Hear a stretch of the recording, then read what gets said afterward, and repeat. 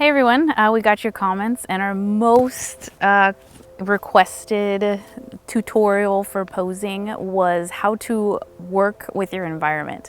We're going to split this into two videos. This video is going to be about how to work with your environment that is nature. Most conventions, actually, like I think all the ones we've been to, have some sort of park or a little spot for like trees or anything that you can work with and you can go and you can be in. So we're going to talk about what we do when we work with cosplayers and how to achieve the most with all this awesome scenery instead of just standing in front of it and it being kind of lame. Okay, so what we like to tell cosplayers to do when we are in a more tree-like area and you have a cool, weird, slanty tree like this is to follow the lines of the tree. And I'll show you what that means in a second. But don't be afraid to, whatever type of tree it is, kind of flow with how the plant or tree flows. So for an example, at Fanime, I worked with a cosplayer named Ashley, and she was poison ivy, and it was a tree very similar like this, except it had more cooler branches and stuff. But this was the closest we could find up here in Seattle. And what I told her to do was just lean back and just flow with the tree. So what she did, she leaned like this, and then she did kind of poses. She's poison ivy, so she did the kiss, and you can hold up your hand like this, or it can be really elegant because you're just like relaxing with the plant. And I really like the way it looks, and I tell cosplayers to do it a lot. Obviously, if you are in armor, it's not really gonna work, especially if it goes on the back. If it's just like front armor, like maybe like a corset type, you could probably do it. It might be a little hard right here, but you can kind of fake it. But anything else is gonna be a little too much for the tree. But if it's mostly fabric you got going on, that's what I tell people to do all the time, and I really like the way it looks. Okay, so here we are with some palm-esque, fern-like plants.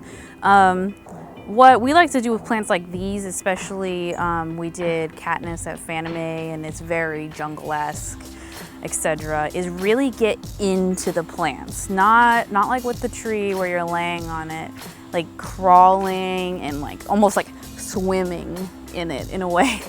And we encourage cosplayers not to be afraid to get into stuff. You don't want to passively be standing in front of a plant. Like, we totally could have put Katniss standing in front of ferns being like, oh, but I mean, okay, it might work out, but in the long run, it's pretty freaking boring. So if you have something like this where you want it to be maybe more of a close-up shot and you really want to get into it, you can crawl into the ferns. And what I mean by getting into the ferns is I'm gonna crouch down, sit my butt on these like super prickly plants, and then I'll show you how to kind of pose for the lens and get certain aspects out of your way and still have it look cool. So here I am sitting behind this fern, and it's pretty much eating my face. And I can't see what the picture looks like, what you're seeing, but it probably doesn't look that good. It probably looks like I'm a headless weirdo in a fern. So what you want to do when you're interacting with the camera is to like stick your whole arm in it and just push the ones that are kind of in your face out of the way. I can't reach very far, so it might look a little different, but just kind of make space for yourself. Kind of be aggressive. Yeah, that's as best as I can tell you to do.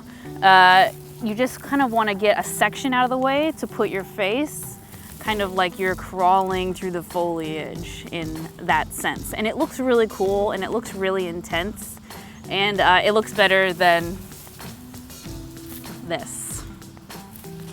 Okay, so another thing we like to do with nature at cons is lay in the grass pictures. Most cons have some sort of field or grassy area that you can do this in. The number one thing I would say, grass pictures are pretty easy, is that as humans, our head naturally falls back further than the rest of our body.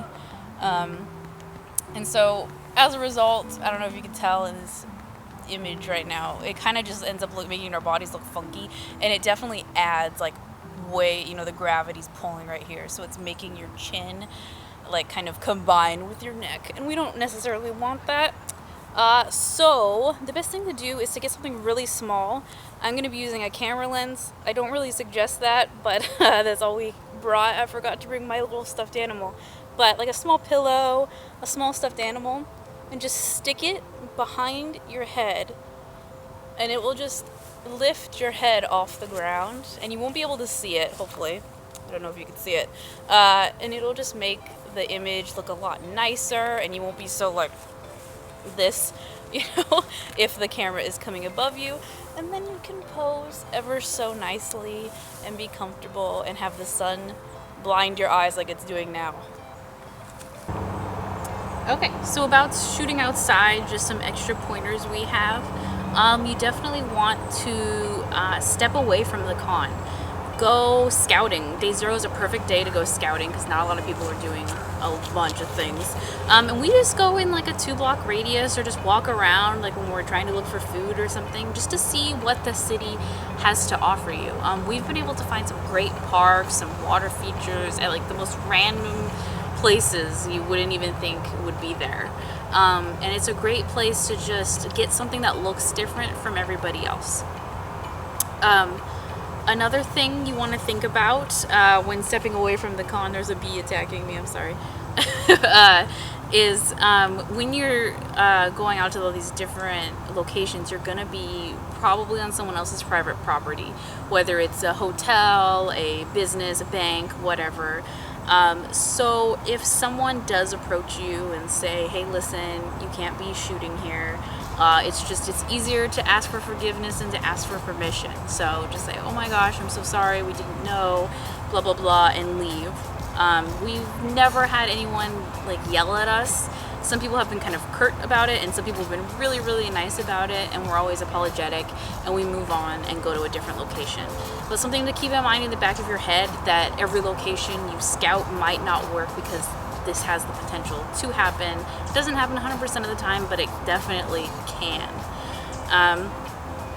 So like just what we talked about, go with the flow of tree lines. You know, go swimming in plants. We really like it when cosplayers are able to take it to that next level. And something that goes along with that is a cosplayer that we've worked with, Ashley again, and I was kind of being more sensitive to her cosplay. I was like, oh my gosh, is your cosplay gonna get ruined because we're doing this certain shot? She was like, don't worry about it, I can fix it. I can go to my hotel and I can sew this, you know, leaf back on.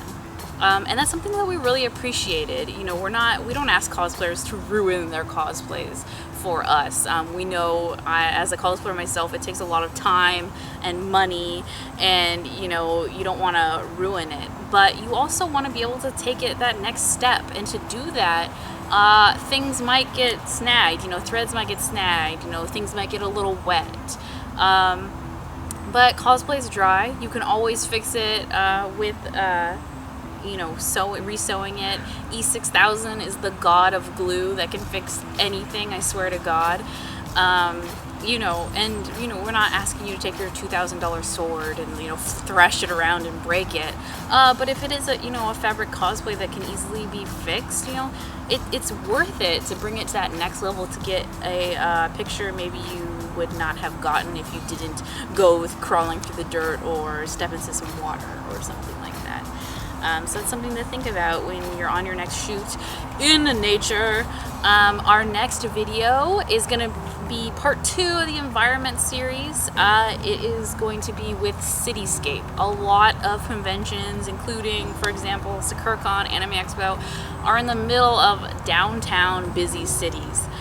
So they're, you know, we're going to do a video on how to stand out from that, how to stand out in a cityscape background, you know, nighttime cityscapes, water features that can be prevalent in city areas such as like fountains and stuff like that. So that's something to look forward to next time. Thanks for watching.